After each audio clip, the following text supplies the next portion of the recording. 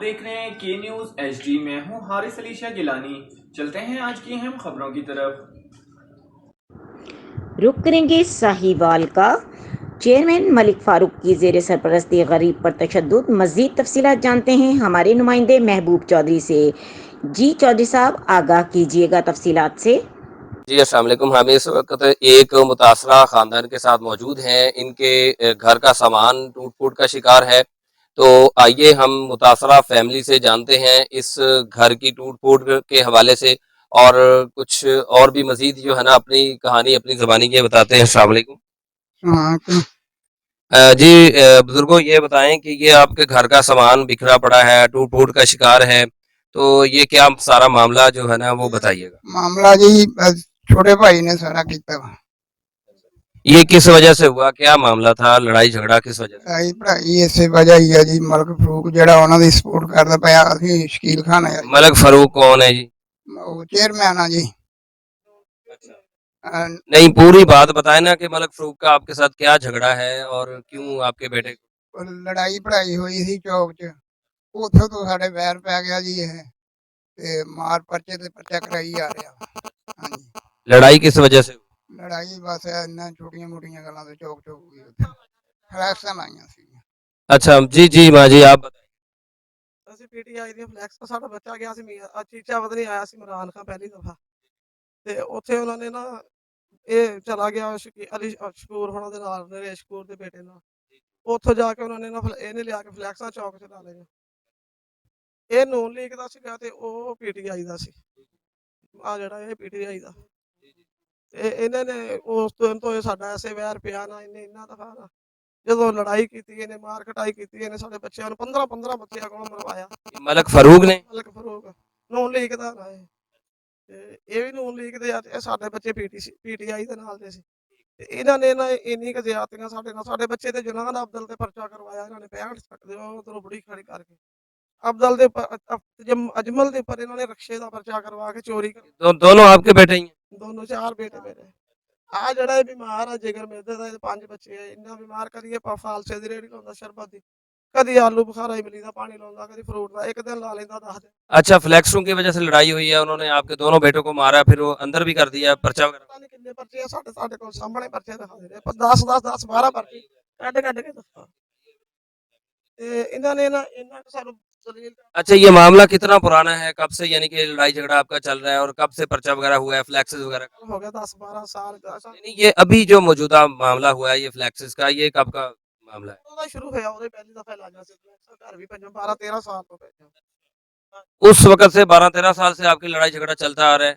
ਚੱਲਦਾ ਹੀ ਆ मलक फारूक का यानी जुल्मों से तुम भी उसी वक़्त से चलता आ रहा है। ਹਾਂਜੀ ਉਸ ਤੋਂ ਵਕਤ ਹੀ ਸਾਡੇ ਘਰ ਤੋਂ ਉਦੋਂ ਵੀ ਇਹਨੇ ਪੁਲਿस ਦੀਆਂ ਗੱਡੀਆਂ ਛੱਤਾਂ ਦੇ ਉੱਪਰ ਪੁਲਿਸ ਚੜਵਾਈ ਸਾਰਾ ਕੁਝ ਕੀਤਾ ਤੇ ਉਦੋਂ ਸਾਡੇ ਬੱਚੇ ਚਲੇ ਗਏ ਉਦੋਂ ਬਲਾਲ ਲੋਡ ਨੇ ਸਾਡੀ ਸਪੋਰਟ ਕੀਤੀ ਉਹਦੇ ਭਰਾ ਨੇ ਮਨਸ਼ੇ ਨੇ ਉਹ ਆਇਆ ਸੀਗਾ ਉਹਨਾਂ ਨੇ ਕਿਹਾ ਸੀ ਚਲੋ ਜਾਂਦੀ ਕਰੋ ਕਿੰਨੀ ਦਫਾ ਇਹ ਉਹ ਕਹਿੰਦਾ ਆ ਕੇ ਮੇਰੀ ਮਿਹਨਤ ਕਰਨ ਮੇਰੇ ਪਿਆਰੀ ਪਿਆ ਹੁਣ ਵੀ ਉਹਨੇ ਸਾਨੂੰ ਪੈਗਾਮ ਭੇਜਿਆ ਵਾ ਕਿ ਉਹ ਆਉਣ ਮੇਰੇ ਕੋਲ ਆਉਣ ਤੇ ਮੈਂ ਪਰਚੇ ਵਿੱਚ ਕੋਨਾ ਵਾ अभी आपके कितने बच्चे जो है ना वो अंदर हैं? ਦੋ ਬੱਚੇ ਤੇ ਜਮਲ ਅਬਾਸ ਮੁਹੰਮਦ ਅਬਦਲ तो ये सारा कसूर मलक फारूक का ही है सिर्फ इस वजह से कि फ्लैक्सेस वगैरह आपने लगाए? ਹਾਂਜੀ ਉਹ ਆਪਣਾ ਵੈਰ ਨਹੀਂ ਛੱਡਦਾ ਇਹਨੇ ਉੱਥੇ ਮਾਰਿਆ ਸੀ ਮੇਰੇ ਬੇਟੇ ਨੂੰ ਇਹਨੇ ਏਦਾਂ ਕੁਰਸੀ ਤੇ ਬੈਠੇ ਨਹੀਂ ਉਹਦੇ ਲਾਤਾ ਮਾਰੀ ਪੰਚਾਇਤ ਦੇ ਵਿੱਚ अच्छा, मुझे ये बताएं कि इंतजामिया के पास आप गए हैं, आपने आपकी कोई सुनवाई नहीं हुई? ਸਾਰਿਆਂ ਦੇ ਬਾਅਦ ਹੁਣ ਵੀ ਮੈਨੂੰ ਕਿੰਨੇ ਦਿਨ ਹੋ ਗਏ ਫਿਰਦੀ ਨੂੰ ਮੈਂ ਨਾ ਸਾਰਿਆਂ ਵਾਲੇ ਗਏ मुतलका थाने गए आप?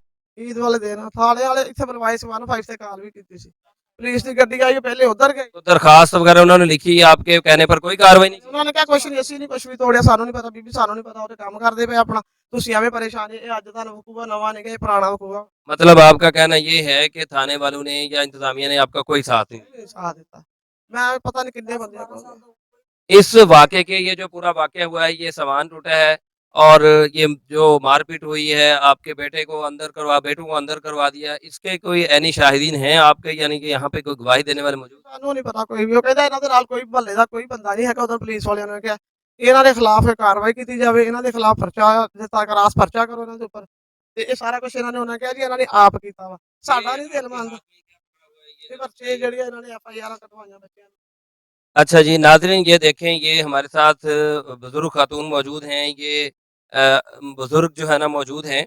इनके बेटों के साथ मामला ये है कि जो मलक फ़ारूक हैं, वो नून लीग के नुमाइंदा हैं।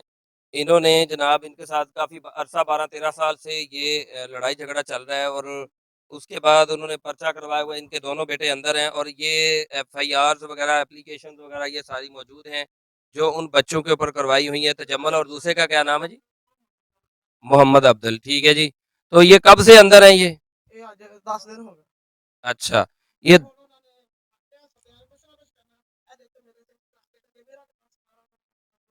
ओ हो।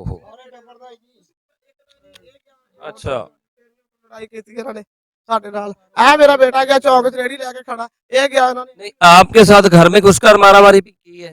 ਜਦੋਂ ਲੜਾਈ ਕਰਦੇ ਛੋਟੇ ਨਾਲ ਇਕੱਲੇ ਨਾਲ ਐਸ ਬੇਟੇ ਨਾਲ ਐਸ ਮੇਰੇ ਬੇਟੇ ਨਾਲ ਅਬਦੁਲ ਦੇ ਨਾਲ। ये इसके साथ हमेशा लड़ाई होती है मोहम्मद अब्दुल के साथ? ਇਸ ਵਜ੍ਹਾ ਤੋਂ ਸਭ ਤੋਂ ਪਹਿਲਾਂ ਜਦੋਂ ਫੜਦੇ ਉਹ ਆਪ ਨਹੀਂ ਅੱਗੇ ਹੁੰਦਾ, ਇਹ ਲੜਾਈ ਕਰਾਉਂਦਾ ਸਾਡਾ ਖਾਨਦਾਨ ਸਾਡਾ ਹੀ ਮਰਵਾਉਣਾ ਚਾਹੁੰਦਾ ਵਾ। ਚਾਚੇ ਤਾਏ ਦੇ ਪੁੱਤਾਂ ਨੂੰ ਨਾ ਲੜਾ ਕੇ। अच्छा, जगह का भी मामला है। ਹਾਂਜੀ ਹਾਂਜੀ ਵੀ ਇਹ ਇੱਕ ਅੱਖ ਸੱਦ ਕੇ ਇੱਕ ਘਰ ਤੇ ਚਲਾ ਹੀ ਜਾਏਗਾ ਨਾ ਨਿਕਲੇਗਾ ਹੀ ਨਾ, ਲੜ ਲੜ ਕੇ ਮਰਨਗੇ ਇਹ ਕੁਛ ਵੀ ਨਾ ਕੁਛ ਵੀ। मजीद खबरों और अपडेट्स के लिए हमारे साथ रहिएगा। तब तक के लिए अपना ख्याल रखिएगा। अल्लाह हाफिज।